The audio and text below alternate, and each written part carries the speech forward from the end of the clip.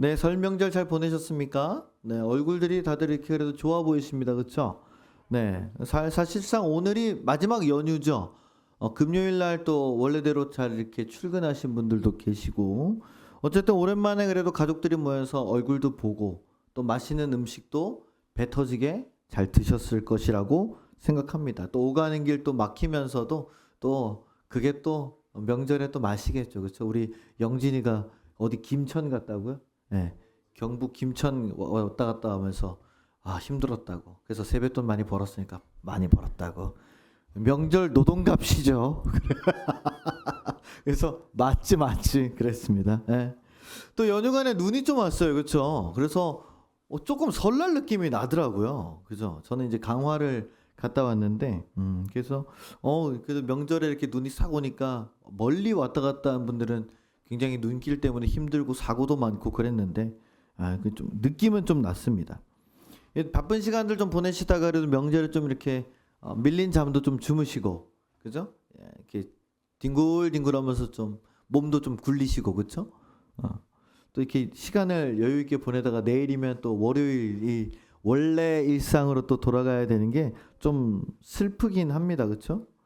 근데 쉬었던 시간이 또 이제는 제자리로 돌아가는 거니까 또 다시 힘을 내서 달려가시기를 기도합니다. 그나마 우리 학생들과 어린이들은 아직 한 달 남았다. 야, 아직도 한 달 남았다. 아직도 겨울방학이 너무 길어요. 그죠? 너무 길어. 여름방학은 쌈뽕하게 끝나는데 뭐 이렇게 3월까지 쉬는지. 그것도 3월 1일이 토요일이라 3월 3일이 대체 휴일이라 3월 4일날 그 하루까지 끝까지 받아 먹어가지고 애들이 좋겠어. 네. 참 부럽습니다. 그렇죠? 네, 애들 때가 참 부러워요. 오늘 이렇게 명절 연합 예배로 드리는데 지금 또 이렇게 가득 찼지만 또 하늘쌤 가족들이 캄보디아 선교에 이렇게 10명이나 나가 있으니까 빈자리들이 이렇게 좀 보이네요. 단톡방에 올라온 사진들 보니까 참 감동이 많이 되었습니다. 김충만 전사가 사진을 너무 많이 보내가지고 적당히 보내라고 셀렉해서 보내. 제가 그랬는데 알겠습니다. 다쿵다쿵 보냈어요.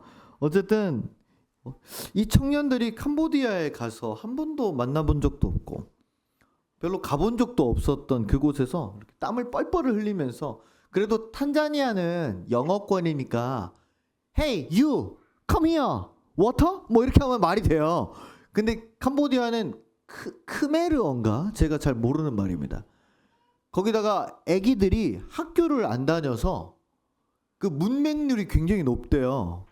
그러니까 뭐라고 하는지 서로 못 알아듣는 거죠. 그래서 충만조사가 미치겠다고 그러면서 손짓 발짓 표정으로 다 얘기하고 있다고 그렇게 얘기를 했습니다. 그래도 그렇게 밝게 웃으면서 아이들하고 놀아주고 진심을 다해서 예수님을 전하는 그런 모습을 보면서 저의 청년 시절을 되돌아보게 되었습니다. 저의 청년 시절 20살 때부터 30살 때까지를 이렇게 돌아보면은요. 저는 참 인색하고 저만의 세계에 갇혀서 스스로 좀 나가보지를 않았던 그런 사람이었다는 생각이 들어요. 젊었을 때 좀 더 적극적으로 좀 더 넓게 바라보면서 내가 좀 많은 것들을 경험했으면 지금의 나는 어떻게 좀 달라져 있을까? 그런 아쉬움이 솔직하게 생깁니다. 제가 용기가 부족했던 것일까요? 아니면은 돈이 부족했던 것일까? 나는 왜 우리 하늘쌤 청년들처럼 살지 못했을까? 그런데 용기와 돈보다는 그런 기회를 잘 만나지 못했다라는 생각이 들기도 합니다. 근데 또 기회가 없었던 건 아니에요. 20대 때 제가 신학교를 다니면서도 보면은 신학교 다니면은 그 학교 게시판에 이런 게 붙습니다. 뭐 신학생 무슨 해외 비전 트립 캄보디아의 뭐 헤비타트라고 사랑의 집 짓기 이런 거 있잖아요. 뭐 말레이시아도 가고 필리핀도 가고 태국도 가고 방콕도 가고 이런 게 있는데 그런 것도 하고 뭐 의료 봉사도 다니고 또 지금 우리 청년들이 간 것처럼 또 그런 해외 선교도 가고 그런 것들이 게시물이 굉장히 포스터가 많았었는데 그걸 보면서 저는 한 번도 마음이 동하지를 않았어요. 왜 그런가 생각을 해보니까 제가 이미 어디가 있어요? 20대 때 제가 어디 가 있어요? 감리교 신학대학교에 가 있잖아요. 그죠? 그 신학교도 제 의지로 가지 않았단 말이죠. 누구 때문이에요? 저분 때문에. 저하고 세훈아 니 바로 뒤에 있는 분 때문이야 내가. 내가 가고 싶지도 않았는데 왜 감신대를 원서만 써보자고 했더니 하나님이 덥석 그걸 물으셔가지고 저를 갖다 놨는지. 그렇잖아요. 제가 그렇지 않아서 홍익대나 한동대 갔을 텐데 재수를 하든지 해가지고. 아니면 그냥 부산에서 장학금 받고 다녔든지. 안 그렇습니까? 예? 그러면 목사가 안 됐겠죠. 어쨌든 그걸 보면서 제가 신학교에 내 젊음을 다 바쳤다라는 걸로 제가 이미 충분하다. 그런 어떤 자기 교만 같은 게 있었는 것 같아요. 다른 친구들은 막 저한테 야 가자 이번에 뭐 어디 가자 그런 얘기를 했는데 저는 다 귀찮았어요. 야 내가 신학교 와서 지금 기숙사 생활하면서 이 대학도 신학 과목을 듣고 있는 걸로도 모자라서 또 내 시간과 돈을 바쳐가지고 해외까지 가가지고 그 덥고 찝찝하고 더러운데 말도 안 통하는 데 가가지고 그걸 뭔가를 해야 된다고? 나는 안 할랜다. 너나 가. 그래서 안 갔어요. 저는 그 흔한 농활 아시죠? 농활도 제가 20대 때 우리 정찬주 장로님이랑 정혜진 사모님 같이 다녔던 우리 아현중앙감리교회에서 그때 청년부로 어디 그때 우리 강화도 윤성선 목사님네 갔던 것 같은데 거기 가서 고추 땄던 게 답니다. 네. 하여튼 싫어요. 전 그런 게 싫어요. 그냥. 그래서 안 갔었거든요. 그러니까 굳이 선택하지 않았다는 거죠. 기회가 있어도. 지금 돌이켜보면은 좀 아쉬운 부분이 많이 생각이 나요. 이번에 재빈이가 처음 갔잖아요. 재빈이가 이제 20살 되면서 원래 교회에서 졸업여행을 가는데 얘 혼자라서 야, 뭐 널 데리고 우리끼리 어딜 가냐? 해외 선교나 가라. 보내줄게. 그래서 걘 간 거거든요. 그랬더니 기도회 하는데 눈물을 쏟으면서 얘가 간증을 했다고 합니다. 20살 때 그런 것들을 느끼니 참 정말 그런 것들이 귀하구나 그런 생각이 들어요. 이렇게 우리는 살아가면서 기회를 많이 만나지만 항상 그 기회를 내 것으로 만들지는 못하는 것 같아요. 또 때로는 타이밍을 놓칠 때도 있지만은 또 대부분은 알면서도 선택을 안 할 때가 더 많죠. 왜냐하면 그 기회가 나한테 좋을지 안 좋을지에 대한 확신이 없어요. 그죠? 오늘 우리가 이 설명절을 지나는 마지막 휴일인 일요일에 우리 가장 어린 희엘이부터 우리 장로님까지 함께 모여서 예배를 드립니다.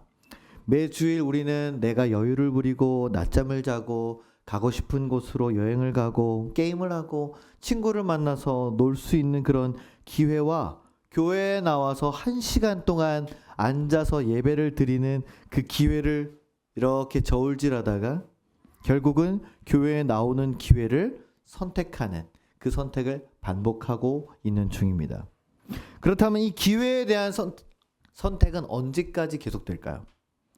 일요일에 교회에 나와서 예배드리는 이 선택이 결국 나의 삶을 더 풍족하게 만들어준다는 그런 확신, 하나님께서 우리에게 주시는 그 축복에 대한 확신이 사라지지 않을 때까지는 우리가 계속 교회에 나오겠죠. 교회 다니다가 안 다니는 분들이 다 얘기하는 게 뭐예요? 가봤자 소용없어. 기도해봤자 소용없어. 뭐 다들 이런 얘기 아닙니까? 오늘 우리가 지난 한 주 동안 읽었던 여호수아 11장과 15장 속에서 끝까지 그 기회를 잘 선택했던 여호수아를 통해서 은혜를 받는 시간 되시기를 주님의 이름으로 부탁을 드립니다. 아멘. 지난주 우리 김기성 목사님께서 여리고성의 정복 장면을 잘 말씀 전해 주셨죠. 그렇죠? 하루에 몇 바퀴요? 하루에 몇 바퀴 돌았어요? 하루에 한 바퀴. 그리고 마지막 7째 날은 7바퀴. 우리 희엘이 며칠 됐다고요? 77일. 7바퀴씩 7번 돌아서 소리를 지르자 성이 무너졌습니다. 그렇죠? 근데 이 방법이 누구의 머리에서 나온 거예요? 모세가 죽기 전에 예언해 줬습니까? 대예언서처럼 여리고성을 이렇게 돌아라 써놨어요? 아니죠. 아닙니다. 아니면 여호수아의 머리에서 나온 전략이었습니까? 아닙니다. 누가 알려준 거예요? 그 방법을. 하나님께서 알려주신 거죠. 그죠? 하나님께서 여호수아에게 직접 알려주신 거잖아요. 그런데 그 방법이 사람의 눈과 사람의 생각으로는 그게 상식적이에요? 안 비상식적이에요. 비상식적인 일이었습니다. 너무 어처구니 없는 일이죠. 사실 그 전에 또 이제 남자들이 다 뭐 했어요? 다 할례를 행했습니다. 할례. 포경 수술을 했어요. 다 이제. 네, 벌써 우리 여기 앞에 있는 해야 되는 것들은 이제 벌써 사색이 되고 있군요. 그쵸? 다 이제 속아서 갈 때가 된 것이야. 그죠? 전쟁을 앞두고 할례까지 해서 전투가 제대로 이루어지지 않는 상황에서, 그죠? 말도 안 되는 거죠. 아무 짓도 하지 않는 이 바보 같은 미친 방법을. 근데 그거를 누가 했습니까? 여호수아와 자신을 포함한 이스라엘 전체 백성 최소 80만 명이 되는 모든 민족의 생명을 그 기회에 맡겼습니다. 불확실한 기회죠. 불확실한 기회. 요새 주식이나 코인 사기가 기승입니다. 그렇죠? 왜 그렇습니까? 이거 이제 좀 있으면 100% 오릅니다. 200% 올라갑니다. 그러면서 투자하십시오. 투자하십시오. 근데 거기에 투자하는 사람들이 있죠. 그죠? 사기를 당하고 뉴스에도 나오고. 불확실한 기회지만 거기 거는 사람들이 있어요. 근데 일반적인 사람들은 그런 불확실한 기회에 모든 것을 겁니까? 안 겁니까? 안 걸겠죠. 거기에 내 생명과 내 생명뿐만 아니라 내 가족과 온 민족의 생명을 올인해야 되는 걸, 이게 가능한 베팅이에요? 이거는 가능할 수가 없는 베팅이죠. 그리고 성경에는 나와 있지 않지만 여호수아가 이 명령을 받고 백성들에게 전달할 때 그 백성이 몇 명이라고요? 최소 80만 명. 의정부 인구보다 훨씬 많은 거예요. 그 모든 사람들이 거기에 동의할 리가 없습니다. 반대 세력들이 있겠죠. 그죠? 그러면은 마음에 안 들면은 쿠데타 이렇게 해서 여호수아 잡아가서 죽이고 안 해도 되는 일이에요. 근데 성경에는 그런 내용이 안 나옵니다. 성경에는 뭐라고 돼 있어요? 돌았습니다. 그냥. 돌았다는 게 이돌한 게 아니라 순종해서 그 말씀대로 행했죠. 그냥 하나님의 명령에 순종했습니다. 그 결과가 뭡니까? 여리고성을 피 한 방울 묻히지 않고 정복한 그런 놀라운 기적의 승리였죠. 이것을 경험하고 나니까 이제 이스라엘 백성들이 한껏 이제 텐션이 올라갔을 겁니다.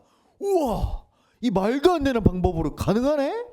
이야, 이게 되는구나. 우리 여호수아 역시 하나님이 함께 계시는구나. 우리 모세 할아버지만 함께 했던 게 아니었어. 여호수아도 함께 하는구나. 그런 생각이 아주 신이 났을 겁니다. 그렇죠. 모세의 홍해의 기적 이후에 물론 요단강을 건넜던 길갈의 기적이 있지만은 정작 이렇게 전쟁에서 자기들이 이길 줄은 상상도 못했을 거거든요. 그것도 칼 한 번 안 쓰고. 그런데 그 중에 딱 한 명 욕심 생긴 사람이 하나 있었습니다. 그렇죠? 이름이 뭡니까? 아간. 뭐라고요? 아간. 아간이 욕심이 생겼죠. 그래서 몇 개를 이렇게 훔칩니다. 그죠? 멋진 외투 한 벌, 금덩이 하나, 은덩이 하나. 뭐 많이 훔치지도 않았어요. 그죠? 성 하나 박살내고 거기서 나온 것 중에 아니 옷 외투 하나랑 금덩이, 은덩이 하나 뭐 그렇게 큰 건 아니잖아요. 그죠? 몇십억 해먹은 것도 아니고. 그 정도는 아무것도 아니거든요.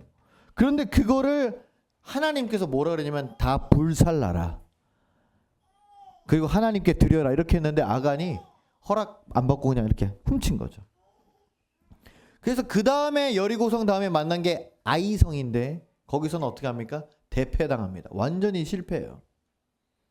그래서 백성들이 이제 죽죠. 안 되겠구나. 그래서 이 아간을 처리합니다. 그래서 아간이 죽은 골짜기가 바로 아골 골짜기입니다. 죽음의 골짜기. 그래서 성경에 뭐라고 찬송 중에 뭐가 있습니까? 아골 골짝 빈들에도. 그래서 어디든지 가오리다. 그래서 우리가 신학생들이 기도할 때 아골 골짝은 안 갑니다. 빈들은 갈 수 있어요. 아골 골짝은 조금 에바야. 약간 이제 우리도 그런 게 있거든요. 그 아골 골짝이에요. 그 다음부터는 이제 아간의 범죄를 경험하고 나니까 그 다음부터는 모든 백성들이 한 사람이라도 불순종하면은 민족 전체가 몰살당할 수 있다. 그러니까 그 다음부터는 하나님께서 명한 대로 다 하는 거예요. 다 죽여라. 여러분 다 죽인다는 게 말이 돼요. 남녀노소 다 죽이는 거예요. 히에리 같이 애기도 죽이는 거예요. 동물들도 다 죽이는 거예요. 그래서 그 명령을 다 하면서 몰살시킵니다. 하나도 안 남겨놔요. 지금 우리 현대인의 시각으로는 너무 잔인하죠. 지금 이스라엘과 하마스가 전쟁 중인데 이스라엘이 하마스를 한 큐에 못 끝낼까요? 아휴, 끝내죠. 벌써 끝내죠. 거기에 네이팜탄 몇 개만 떨어뜨리면 그냥 다 작살나는데. 그죠? 근데 일 안 하고 있습니다. 왜? 지금 그렇게 하면 어떻게 돼요? 아, 이거는 국제사회에서 학살자로 완전히 나가립니다. 그렇게 할 수가 없어요. 그렇죠? 독일이나 일본도 전범 국가라서 아직도 늘 이렇게 힘들어하는 것들이 있는데, 근데 이 사람들은 그렇게 했다는 거예요. 그래서 성경을 싫어하는 사람들 중에 이런 내용을 보고 아, 하나님은 잔인한 하나님이다. 어떻게 사랑과 평화의 하나님이 이렇게 전쟁과 뭐 살육과 이런 것들을 일삼냐. 말이 안 된다. 이제 이렇게 얘기도 합니다. 근데 그럴 수도 있죠. 잔인해 보여요.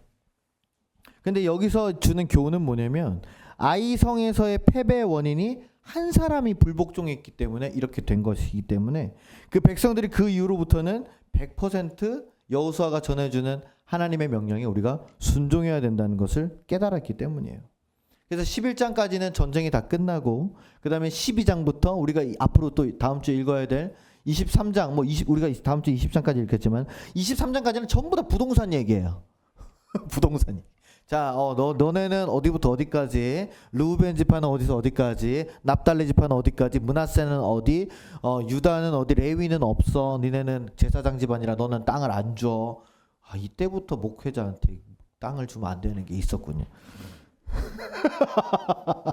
니네는 분깃이 없다 뭐 이렇게 얘기하거든요. 그래서 그 23장까지는 그 가나안 땅이 촘촘하게 그렇죠. 토지 구획이 정확히 돼가지고 어디서부터 어디까지 어디서부터 다 나눠집니다. 그렇게 이제 약속의 땅을 모든 백성들이 받게 되는데요. 그 이유가 있어요. 그게 바로 오늘 말씀 11장 15절인 거죠. 다시 한번 말씀을 한번 우리가 읽어보겠습니다. 성경을 띄워주세요. 자, 우리 다 같이 한번 읽어보겠습니다. 시작.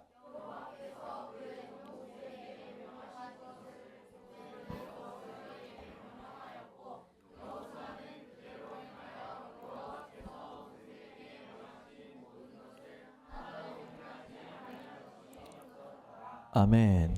그 가나안이라는 축복의 땅을 받을 수 있었던 이유가 바로 이 명령을 지켰기 때문이에요. 그러면 첫 번째로 하나님께서 모세에게 하셨던 그 명령이 도대체 무슨 명령인가? 명령이 무슨 명령일까요? 도대체 무슨 명령? 10계명일까요? 10계명. 뭐 10계명도 맞겠죠? 근데 신명기라는 데 있습니다. 여호수아 앞에 보면은 민수기, 신명기, 여호수아라고 되어 있는데 그 앞에 신명기가 있어요. 신명기. 신명기는 모세가 약속의 땅 가나안에 들어가기 전에 하나님께 받은 명령을 기록한 책, 그래서 신께 받은 명령을 기록했다. 그래서 신명기죠. 히브리어로는 데바림이라고 합니다. 데바림. 하나님의 말씀들이란 뜻이에요. 여호수아 이 11장 특별히 전쟁과 관련된 내용이 7장인데 다 읽을 수는 없으니까 제가 한 구절만 읽어드릴게요. 신명기 7장 2절에 이렇게 되어 있습니다. 내 하나님 여호와께서 그들을 내게 넘겨 내게 치게 하시리니 그때 너는 그들을 진멸할 것이라. 그때 그들과 어떤 언약도 하지 말 것이요 그들을 불쌍히 여기지도 말라. 이런 말씀이 어디 있어요? 신명기 7장 2절에 써 있습니다. 왜 그랬을까? 그들을 불쌍히 여기지도 말고 진멸하라고 했던 그 이유가 이스라엘 백성들이 순결함을 잃을까봐 했던 걱정이었습니다. 자, 만약에 우리 승혁이를 남겨두고 누가 제 왼수가 저를 죽였어요. 그럼 우리 아들이 그걸 제 눈앞에서, 자기 눈앞에서 봤습니다. 그 영화에 많이 나오는 시나리오잖아요. 그렇죠? 그러면은 평생을 어떻게 하고 살겠습니까? 아버지를 죽인 원수. 내가 반드시 이 원수를 갚으리라. 그죠?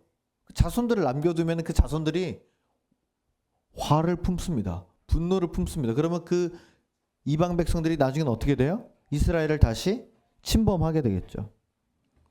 또 이렇게 보니까 다들 예쁘고 잘생기고 괜찮아요. 다 죽이기는 좀 아까워요. 그래서 좀 남겨놨어요. 근데 그 중에 누구랑 눈이 맞습니까? 이스라엘 사람들이랑 눈이 맞아요. 그럼 두 사람이 또 어떻게 돼요? 인종과 국경과 종교를 초월해서 어떻게 합니까? 결혼하겠죠. 그죠?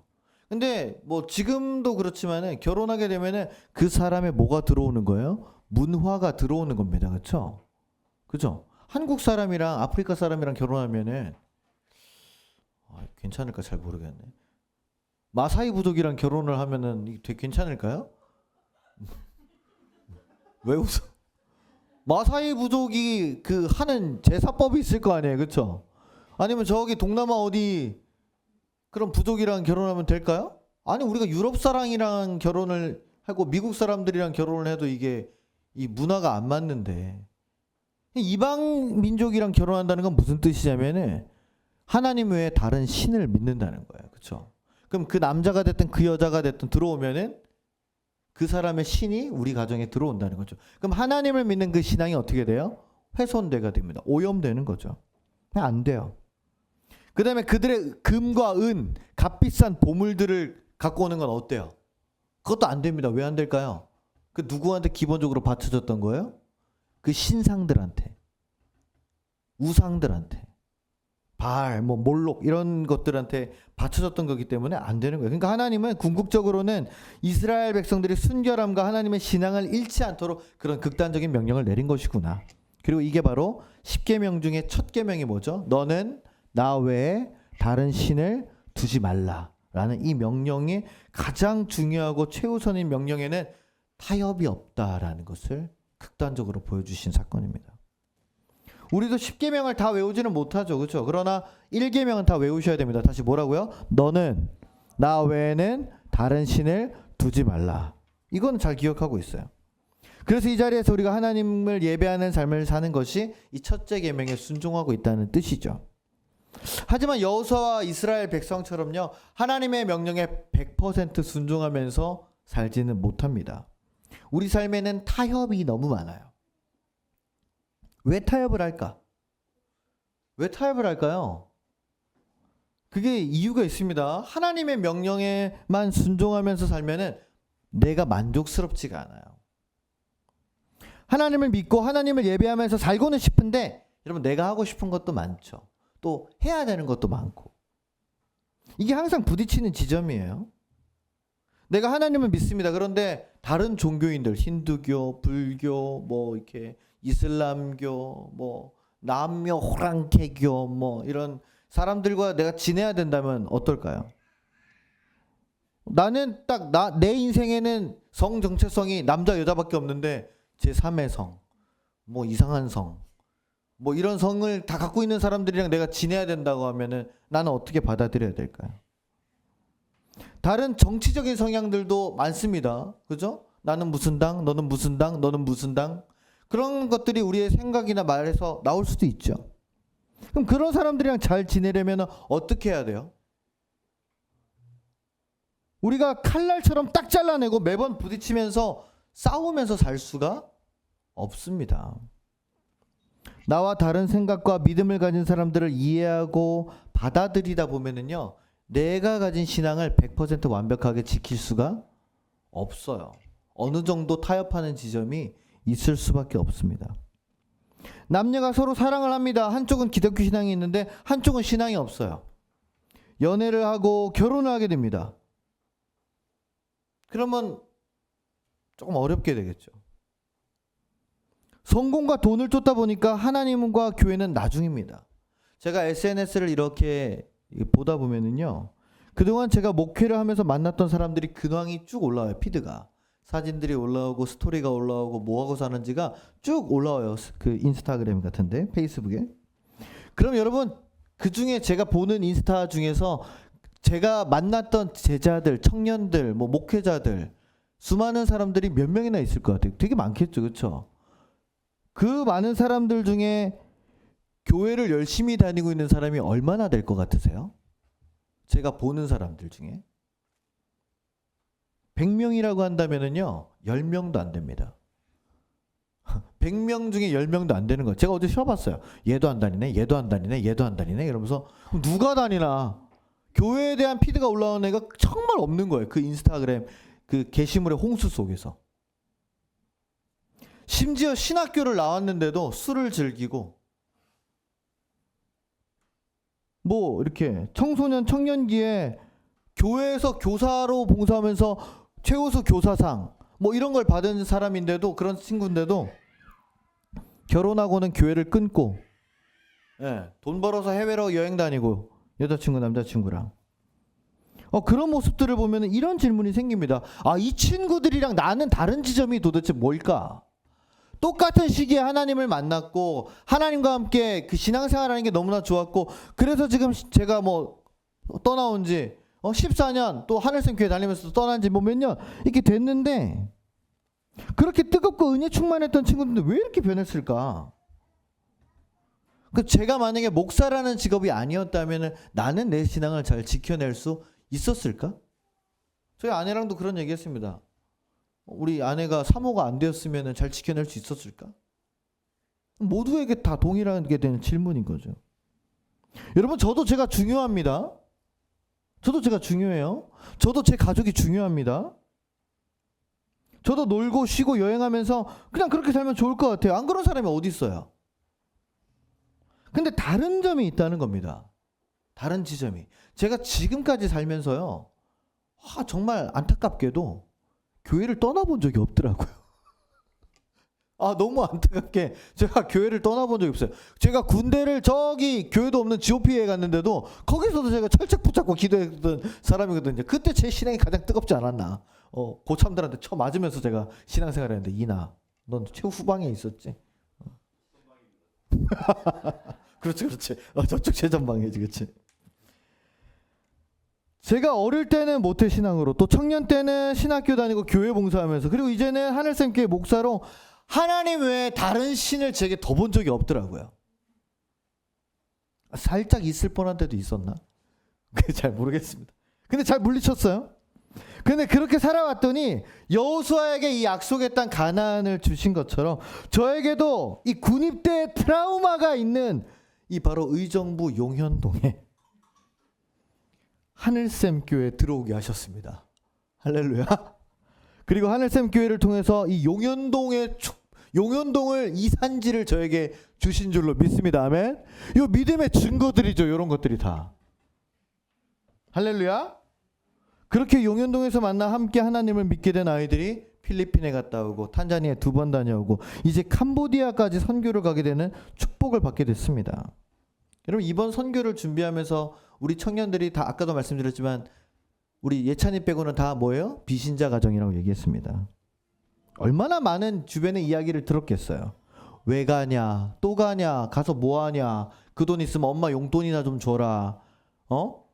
친구들한테 뭐 후원 부탁하면서 했더니 친구들이 막 비아냥거리면서 충만전도사한테 후원금을 보냈는데 얼마 보냈다고 그러더라? 3,000원? 5,000원 보냈다. 그 보낸 게 어디야? 그랬습니다. 제가. 야, 그래도 메가커피 한 잔 값은 보냈다, 야. 그런 이야기들을, 부정적인 이야기를 들으면서도 정말 많은 생각이 들었을 거예요. 저 같으면은 제가 만약에 비신자 가정에서 나 이제 캄보디아 선교 갈 거야. 뭐 이렇게 해서 얼마 모았어. 해서 누가 옆에서 비아냥거리거나 놀리거나 조롱하면은 진짜 너무 화가 날 것 같아. 네가 뭔데 지금 나한테 그렇게 얘기하냐? 보태준 거 있으시냐? 말을 하지 마시라. 뭐 이렇게 불의한 거에 보면 그죠? 칼에는 칼로 맞서 싸우는 거죠, 그죠? 질 수 없지, 그죠? 약하게 보이면 안 되기 때문에. 근데 우리 청년들은 괜찮습니다 하면서 순종하면서 나갔습니다. 이 하나님께서 주신 기회를 놓치지를 않은 거예요. 그러면서 새로운 기적과 감사를 체험하고 있는 중입니다.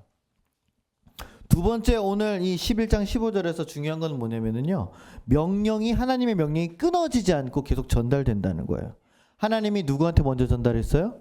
모세에게. 그다음 모세가 누구한테 전달했어요? 여호수아에게. 그럼 여호수아가 누구한테 전달했어요? 백성들에게 전한 거죠. 그대로 지켜서 행하지 않은 것이 하나도 없더라, 이렇게 얘기를 합니다. 여기 우리 애들이 큰 차이점이 있어요.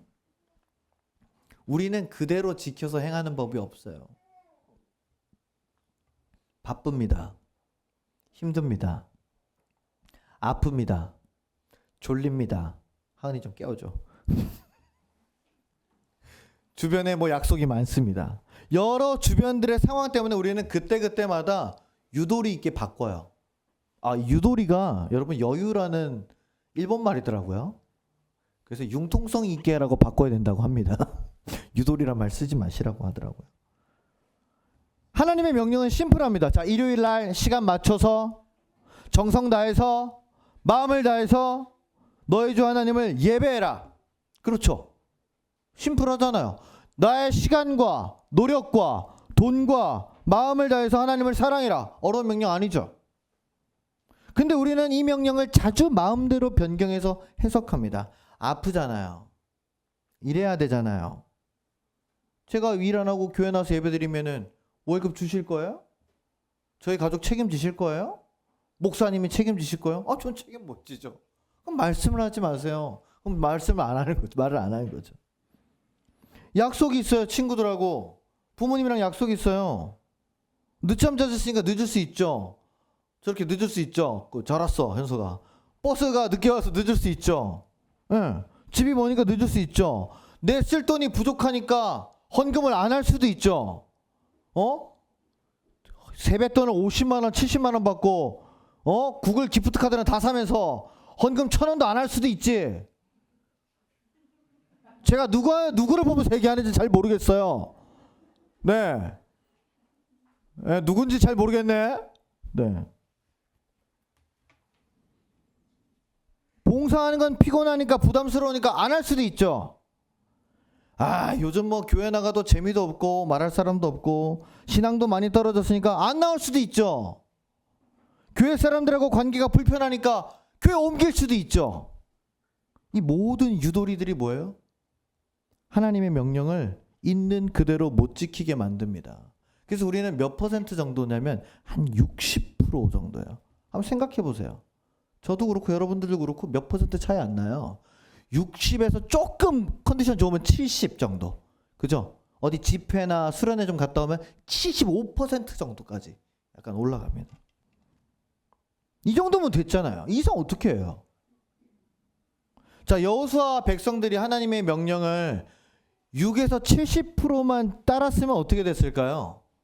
여리고성을 돕니다. 한 바퀴 돌다가 야, 나는 안 할래. 나는 좀 다리가 아파가지고 고관절이 좀 아파. 난 못 걸을 것 같아. 그럼 집에서 쉬세요. 성경에 그런 내용이 있습니까? 아니요. 죽었다 깨나도 다 걷는 거예요.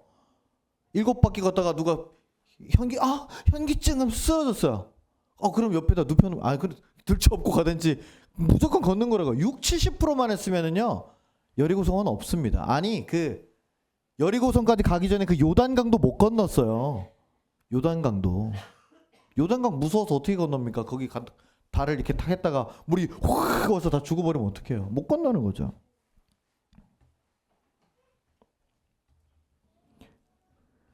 여리고성에서 하나님께 드린 그 제물 중에 멋진 외투 한 벌이랑 금은 한 덩이씩 훔쳤던 그 아간 한 사람. 그 한 사람이 몇 퍼센트겠습니까? 이스라엘 백성 중에. 한 사람이 80만 명이라고 치면은 몇 퍼센트예요? 80만 분의 1이면은. 수학 잘하나 성민이가 없네. 그럼 탁 계산이 나오는데. 그죠? 이 뭐 0.0000 뭐 몇 프로 아니에요? 1%도 안 되는 거 아닙니까? 그죠? 그 정도의 불순종만 있어도 하나님은 어떻게 하십니까? 분노하세요. 그리고 벌하십니다. 지금요 우리는 굉장히 좋은 시대에 살고 있어요. 예수님의 십자가 때문에 한 30%는 먹고 들어가는 거예요. 하나님이 약간 그 정도까지는 딜을 해주시는 것 같아. 다행히. 힘들었어? 봐줄게. 다음에 나와. 요즘에 좀 힘들었어? 그래서 교회 나오기 싫었어? 좀 쉬다가 와. 언제라도 오면 내가 용서해 줄게. 야, 하나님의 저 십자가가 한 30%에서 40%까지 해주시는 것 같아. 세일을. 얼마나 감사합니까? 만약 요즘 시대에 하나님의 명령을 그대로 행해야 된다고 외치는 교회가 있다면 사람들 다 떠나고 교회는 아무도 안 남을 거예요. 그런데 이상한 교회는 사람들이 자꾸 모이던데, 그쵸? 참 광화문에 있는 그 교회는 왜 이렇게 많이 갔나 모르겠네요. 목사조차도 그렇게 살 수가 없는 시대인데 말이죠. 그러면 유도리 있게, 융통성 있게 그때그때 내 상황에 맞게 하나님의 명령을 변경하면서 신앙생활해도 괜찮을까요? 내가 그렇게 살다 보니까 하나님의 명령이 제대로 전달 안 되는 거 아닐까요? 결국 이 신앙이 나만 잘 믿는 것으로 끝나는 게 아니라 누구한테 전해줘야 돼요? 내 가족들에게, 내 자손들에게, 내 친구들에게 전달돼야 되는데 그 전달이 잘 안 돼. 우리 여기 맨 앞에 우리는 쌍둥이랑 성훈이랑 진성이 이렇게 나왔는데 제가 이 친구한테 물어봤습니다. 야, 니네 부모님한테 다 허락 받았냐? 그러니까 네, 저 아버지가까지 허락했어요. 교회 다니면서 걘데요. 그 얘네 부모님이 얘네가 교회 다니는 거를 왜 허락했을까? 얘네가 행복해 보이니까 허락을 하셨겠죠? 교회 가는데 막 얼굴 막 구기고 있고 맨날 목사님한테 한 대 맞았어요 이러면서 갔는데 맨날 새우탕밖에 없어요. 다른 거 먹으려고 하는데 목사님 맨날 때려요. 안 된대요. 목사님 해산물밖에 없어요. 젤리 하나 줬는데 하나 더 달라고 하니까 목사님이 꺼지라고 그랬어요. 막. 나 기분 나빠서 교회 못 가겠다고. 애들이 아빠한테 그렇게 얘기했으면 여기 못 나와 있겠죠. 그렇죠? 오늘 세뱃돈 준다니까 기깔나게 왔잖아요. 허락받고 아빠 가서 세뱃돈 받아야 된다고. 이 자식들. 여러분, 계승이 안 되는 거는요, 내가 하나님 명령을 그대로 지키면서 살 때 하나님의 축복을 충분히 받고 은혜가 넘쳐서 행복하게 살 거라는 확신이 없어서 그래요. 제가 한 영상을 봤는데요. 요거 한번 같이 보면 좋겠습니다. 아주 짧아요.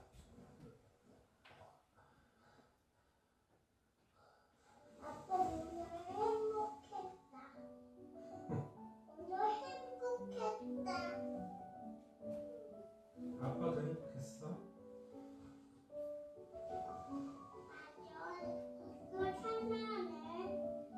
아빠가 사랑해. 내일 봐.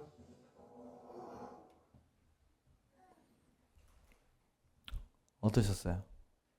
이 아이가 하루를 마치면서 아빠와 잠자리를 누우면서 무슨 생각이 들었을까요?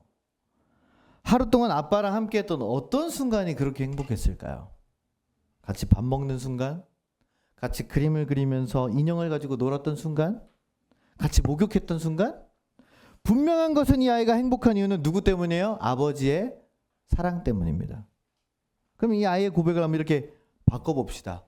오늘 하루 예수님 때문에 행복했다. 한번 이렇게 같이 말해보실까요? 자, 시작. 오늘 하루 예수님 때문에 행복했다. 또 한번. 오늘 하루 하나님 때문에 행복했다. 시작. 오늘 하루 하나님 때문에 행복했다. 오늘 교회 다녀와서 행복했다. 시작. 교회 다녀와서 행복했다. 여러분, 이렇게 매일매일 고백하실 수 있겠습니까? 되게 어색하죠. 왜냐하면 이렇게 고백해 보신 적이 없어서 그래요. 내가 예수님 때문에 오늘 하루 너무 행복했다. 잠자리에 누우면서 그렇게 고백하시는 분이 어디 있어요? 오늘도 하루 지나갔네. 지긋지긋해. 너무너무 힘들다. 삭신이야. 저 인간 왜 이렇게 말을 안 들어. 애새끼들 진짜 그냥 다 나갔으면 좋겠다. 맨날 짜증만 내고 진짜 말을 해도 들어먹는 적이 없어. 그냥 언제 취직할 거니? 어때요? 우리가 하루하루 잠자리에 자면서 저 아이의 고백처럼 오늘 하루 행복했다. 그게 예수님 때문에 내가 너무 행복했다. 내가 하나님 때문에 너무 행복했다. 내가 교회 때문에 너무 행복했다. 여러분, 이렇게 고백하면 얼마나 좋겠습니까? 그런데 매일매일 하나님께서 주시는 명령을 우리는 내 자의적으로 해석하고 변경하고 타협하고 합리화합니다. 하나님이 예배하라고 하셨지?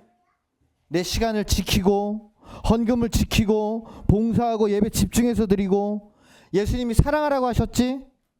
열불나게 만드는 가족들한테 짜증내지 않고 친구들한테 욕하지 않고 웃어주고 사랑한다고 말해주지. 원수 같은 인간들도 내가 용납해줘야지. 성령님과 동행하라고 하셨지? 이웃들에게 내가 예수님 전해야지. 늘 말씀 읽어야지. 기도해야지. 그렇게 하는 하루를 보면서 내가 오늘 너무너무 피곤해 죽겠네. 오늘 너무 힘들었다. 진짜 오늘 누구는 세상에서 사라졌으면 좋겠다. 그런 말이 나오는 게 아니라 이 아이의 고백처럼 오늘 예수님 때문에 행복했습니다. 내가 하나님 때문에 너무 행복했습니다. 내가 교회 다녀와서 너무 행복했습니다.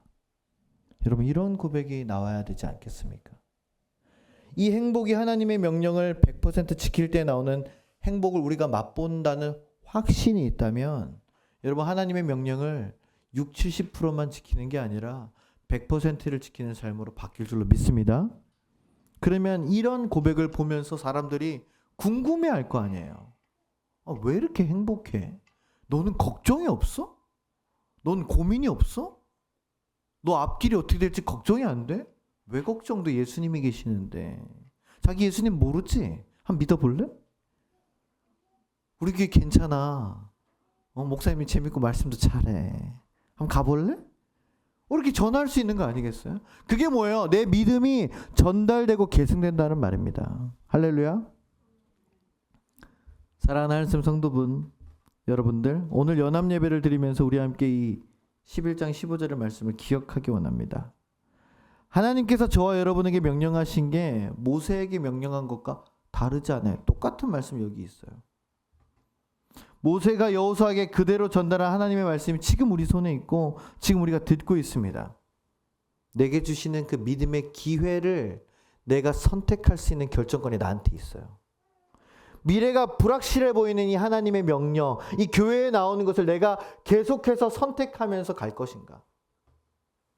그 선택에 따라 내 삶은 하나님의 축복을 받을 것인지 말 것인지가 결정됩니다. 여호수아는 단순했어요. 모세처럼 뛰어난 리더십도 없었고요. 하나님의 능력이 깃든 지팡이도 없었습니다. 그래서 그에게는 한 가지밖에 없었어요. 뭐예요? 그냥 하나님의 명령하시면은 무조건 고 하는 거예요. 무조건 고. 이성적인 판단, 주변적인 상황, 내 감정, 계산 중요하죠. 그러나 그보다 더 중요한 게 뭐라고요? 하나님의 명령을 순종하는 것. 일단 고. 그럼 하나님의 명령을 따라가다가 생기는 문제들은 누가 처리하는 거야? 누가 처리합니까? 하나님이 처리하시죠. 여호수아가 그 여리고성 아이성 이후에 어떻게 할까요? 넌 가서 쳐라. 예? 저희 군사 이거밖에 없는데요. 괜찮아, 내가 다 붙여놨어. 숲풀에 숨어있다가 기습해. 그럼 다 죽을 거야. 예? 이 군사로요? 그렇게 했더니 어떻게 해요? 다 놀라서 지네끼리 찔러 죽이고 다 죽잖아요? 되네? 다음에 이성은 어떻게 해요? 이성도 그렇게. 그 다음부터 생기는 문제는 누가 처리해 주시는 거예요? 하나님께서 처리해 주신다는 말입니다. 근데 우리는 다 내가 해야 되는 걸로 생각을 하는 거예요. 이거 하면 이렇게 문제가 생기는데, 돈이 없으면 또 이렇게 되는데, 직장을 어떻게 해야 되는데, 어떻게 해결이 안 돼요. 해결이. 나는 그저 명령에 순종할 뿐입니다. 그리고 끝까지 순종하는 저는 결국 모든 적을 다 이기고 축복의 땅 가나안을 받게 될 줄로 믿습니다. 이 믿음의 명령에 저 여러분이 함께 가주시기를 주님의 이름으로 간절히 축원합니다. 왜 하늘쌤 교회 다녀? 왜 교회 가? 라는 주변의 질문에 나 교회 다녀서 너무 행복해. 난 예수님 때문에 너무 행복해. 다른 거 다 필요가 없어. 나는 교회 다녀서 내 믿음이 생겼고 나는 다른 세상을 보게 됐어. 난 그래서 너무 행복해. 이 놀라운 행복의 고백이 저와 여러분의 입에서 축복으로 터져나와 우리의 가족과 친구와 이웃들이 하나님께로 나오는 역사가 생기기를 주님의 이름으로 간절히 축원합니다. 기도하겠습니다.